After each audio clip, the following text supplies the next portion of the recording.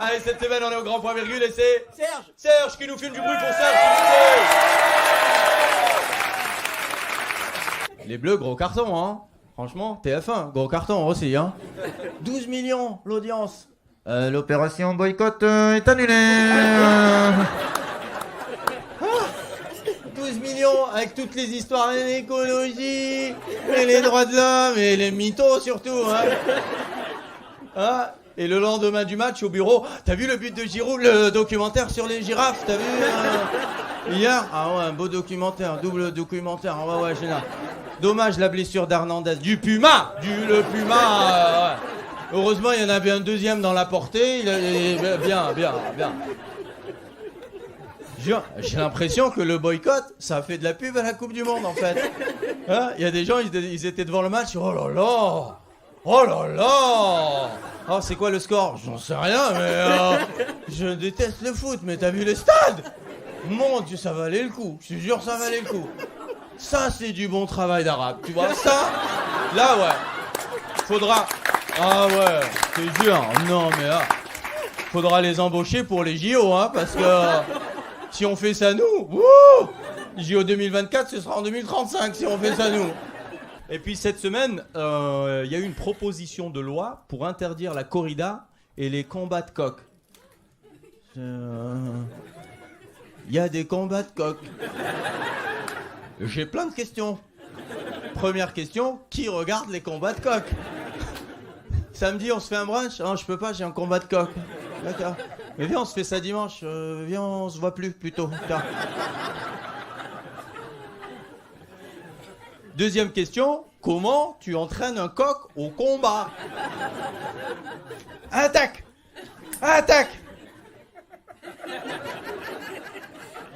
Attaque! Plaît-il? Attaque Jean-Charles?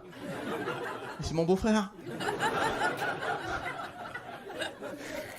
Je chasse les asticots tous les week-ends quand même. Je vais pas attaquer Jean-Charles, mon beau-frère. Alors là, il veut pas attaquer Monsieur Salut. Alors là, il faut rien de la journée.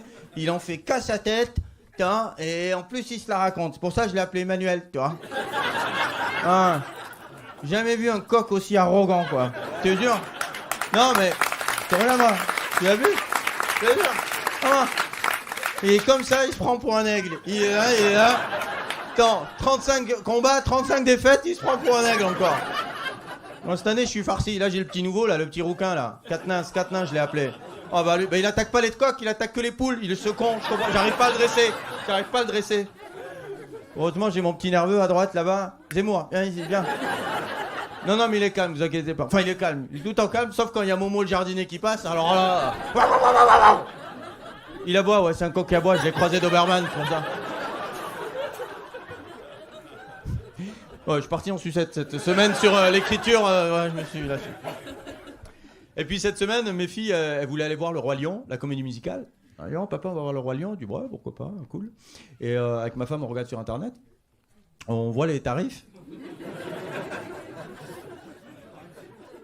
Va te faire foutre, Mufasa. Inch'Allah, tu te fais écraser par les gnous à chaque représentation. Mais c'est des fous, c'est quoi ces tarifs? C'est Céline Dion qui fait Pumba ou quoi? Première catégorie, 199 €. 180. Je dis à ma femme, chérie, viens pour ce prix-là, on se fait un safari, sans déconner. Alors oui, il n'y aura pas de chansons, mais il y aura des vrais costumes. Et après, il y a 8 catégories de places. 8 catégories. Dernière catégorie, t'es dans les toilettes. Du kebab d'en face. Vous laissez la porte ouverte, je vois rien là. Hein. Déjà, on n'entend pas avec le Dyson. C'est sec, là. C'est bon. Hein? Salade tomate oignon, merci, oui.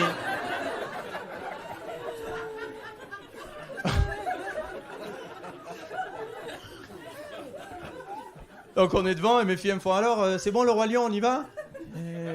Non, c'est complet. Mais j'ai réservé un truc, ça va vous faire plaisir. On va se faire un combat de coq. Merci Serge, merci le grand point virgule.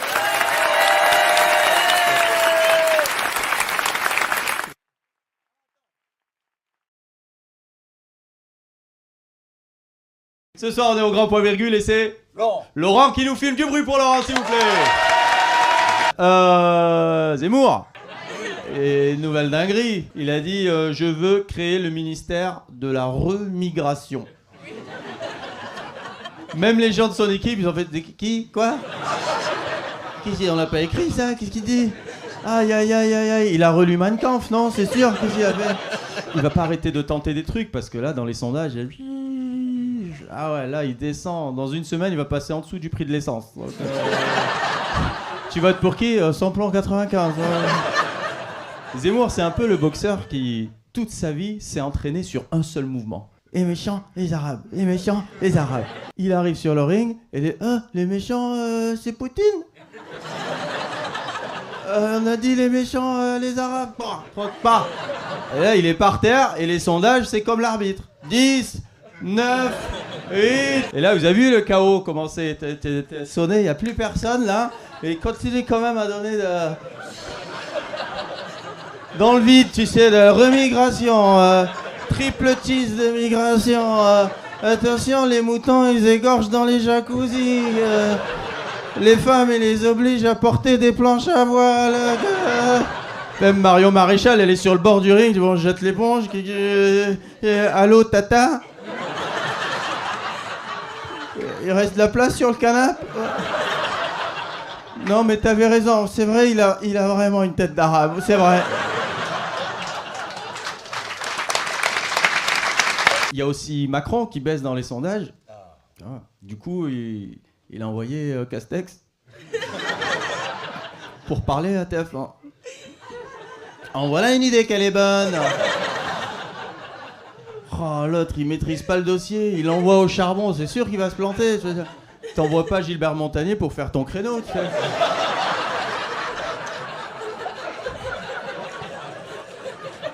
À un moment, le journaliste, il le lance sur le RSA. Tu sens que, oh là là, il a révisé dans le taxi, tu vois. Et tu sens qu'il habite juste en face de TF1, tu vois. Alors, le RSA, et oui, le RSA, j'ai tout compris. Donc, le RSA, c'est comme le RMI. Bon, à part, c'est pas les mêmes lettres. Et nous, le RSA, bon, c'est pour les gens qui travaillent pas. Donc, nous, on a dit, les gens qui touchent le RSA, il faut qu'ils travaillent. Sinon, ils touchent pas les gens qui touchent. Et oui, voilà, c'est limpide. Nous, c'est comme ça. Je dis, ouais, mais s'ils doivent travailler pour toucher le RSA, c'est mieux qu'ils touchent le SMIC horaire. Et non! Et oui! Et je sais pas. Non, mais c'est pas pareil. Le RSA, ça n'a rien à voir avec le SMIC. Moins de 2 lettres déjà. Donc, oui, la question est vite répondue. Donc, pour répondre, les gens ah, j'ai calé, pardon.